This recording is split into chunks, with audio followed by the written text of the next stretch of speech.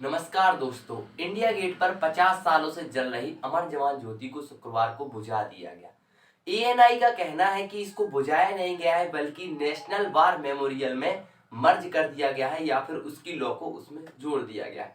आप कभी भी एक काम करना, माचिस की दो तीलियों के लेना और दोनों तीलियों को जलाना, उनको एक साथ करना, फिर कहना कि भाई इसमें से आप एक काम करिए कि एक ये दूसरी तीली है उसकी अलग से आप एक लॉ बताइए और एक दूसरी तीली उसकी एक अलग से लॉ बताइए।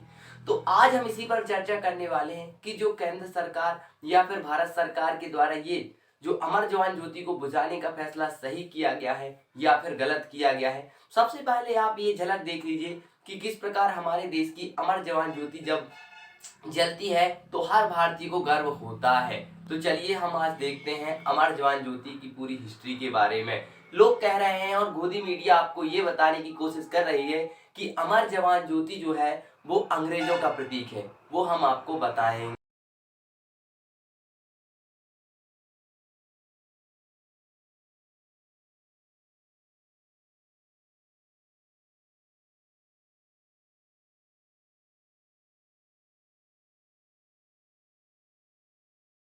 इंडिया गेट को अंग्रेजों ने 1921 में प्रथम विश्व युद्ध और द्वितीय विश्व युद्ध में शहीद हुए जो भारतीय सैनिक थे उनकी याद में बनवाया था। और उसमें अगर देखेंगे आप तो 84,000 से अधिक उस इंडिया गेट पर नाम लिखे गए हैं उन सैनिकों के जिन्होंने प्रथम विश्व युद्ध और द्वितीय विश्व युद्ध में शहादत दी थी। अब लोगों का कहना है कि भाई वो तो अंग्रेजों के लिए मरे थे। चलो आपकी बात मान लेते हैं, अंग्रेजों के लिए मरे थे, यानी कि जो मंगल पांडे जो रहे हैं वो भी अंग्रेजों के लिए ही मरे होंगे अगर आपका मानना है तो। और जो गोदी मीडिया के द्वारा आपको बताया जा रहा है तो चलिए ये छोड़ दीजिए, इंडिया गेट को छोड़ देते हैं। अब बात करते हैं हम अमर जवान ज्योति की। तो 3 दिसंबर, आपको मालूम है 3 दिसंबर से 16 दिसंबर 1971 तक भारत और जब पाकिस्तान का युद्ध चला था, जो जिसमें भारत ने पाकिस्तान को दो टुकड़ों में बांट दिया, जिसमें एक आपको मालूम होगा बांग्लादेश का निर्माण हुआ और विश्व के जो वर्ल्ड मैप में कुछ एक नया बदलाव आया जिसमें आपको बांग्लादेश देखने को मिला। वो किसके द्वारा किया गया? इंडियन जो आर्मी थी उसके द्वारा किया गया। उन्हीं उसमें जो सैनिक शहीद हुए थे, अब आप लोग कहोगे यार कैसे, तो उसमें 3,843 जो सैनिक शहीद हुए थे उनकी याद में एक साल बाद यानी 1972 में जो उस जमाने की इंदिरा गांधी जो प्रधानमंत्री थी उन्होंने उन जवानों की शहादत को याद करने के लिए अमर जवान ज्योति को जलाया था। लेकिन गोदी मीडिया आपसे क्या कह रही है? वो तो भाई अंग्रेजों की गुलामी का प्रतीक है अमर जवान ज्योति। तो अब आपको तो मालूम नहीं था तो मैंने आपको बता दिया। अब क्योंकि अब देखिए गोदी मीडिया और जो अभी वर्तमान की जो पार्टी है बीजेपी पार्टी है उसका तो मानना यही है, क्योंकि उसको तो भाई 2014 में आज़ादी मिली थी और उनके जो व्हाट्सएप यूनिवर्सिटी के स्टूडेंट है वो कहते हैं कि 1947 में मिली आज़ादी, आज़ादी ही नहीं थी। तो आप समझदार हैं। चलिए इसके अलावा अगर हम बात करें, इसके आगे की बात कर देते हैं।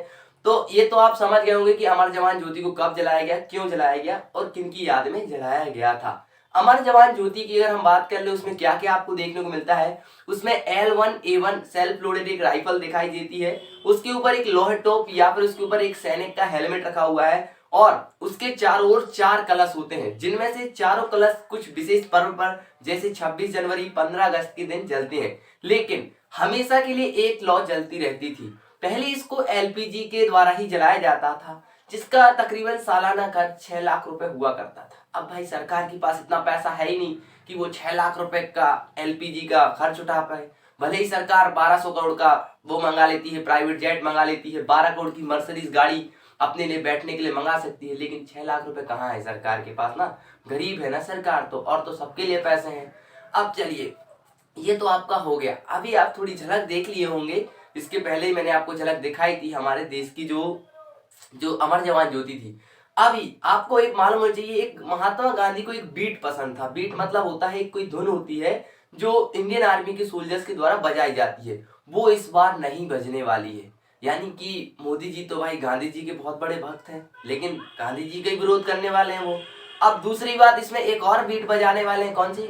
ओ माई डार्लिंग। अभी आप कहेंगे सर ये कहाँ से हो गया यार, ये कहाँ से हो सकता है? तो देखिए आपको एक वीडियो देखना होगा, वीडियो देख लीजिए आप लोग क्या है ये वीडियो का पूरा सच। मैंने तो नहीं इसको कंफर्म कर रहा हूँ लेकिन एएनआई और इंडियन आर्मी के द्वारा इसको शेयर किया गया है तो ये हो सकता है।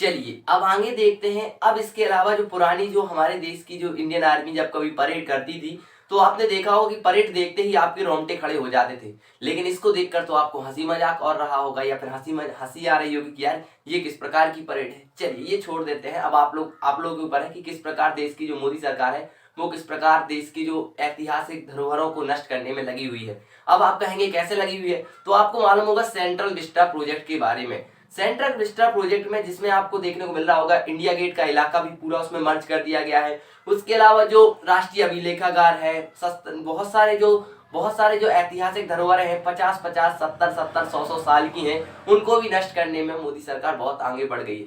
मैंने ये पाया है कि मोदी सरकार का यही मानना है कि मैं इंदिरा गांधी या फिर कांग्रेस के द्वारा किसी भी प्रकार का किया गया कार्य बचने नहीं दूंगा। वो सुना है ना आपने, मैं देश नहीं बिकने दूंगा।